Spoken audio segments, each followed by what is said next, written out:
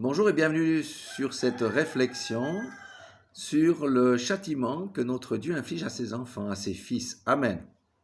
Alléluia. Nous allons lire une parole dans Hébreux 12, 6, où il est dit « Car le Seigneur châtie celui qu'il aime et il frappe de verge tous ceux qu'il reconnaît pour ses fils. » Alléluia. C'est une réprimande. Alléluia. Donc, pourquoi le Seigneur fait ça? Parce que nous vivons dans des temps d'extrême noirceur. Et le Seigneur nous reprend parce que nous pouvons dévier, notre pied peut aller à droite, peut aller à gauche, peut sortir de la voie qu'il nous a prescrite.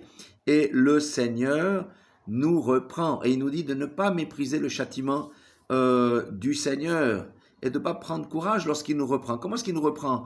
Par notre conscience. Lorsqu'on entend une parole ou directement, il nous reprend pour que nous puissions amender nos voies. Et nous vivons dans les temps où la sainteté du Seigneur est de plus en plus requise. Alléluia, nous ne pouvons plus marcher dans le péché ou en compromission avec le monde.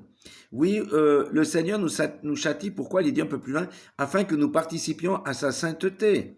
Alléluia. Et vous savez, le châtiment de Dieu produit d'abord la tristesse et non la joie, mais il produit plus tard un fruit paisible de justice. Ne méprisons pas l'exhortation du Seigneur lorsqu'il sonne la trompette pour nous dire « Cherchez-moi dans votre lieu secret, marchez dans le sentier étroit, marchez dans la justice, marchez dans l'amour, dans la vérité, détournez-vous du monde, luttez jusqu'au sang contre le péché et toutes ces choses. » Alléluia.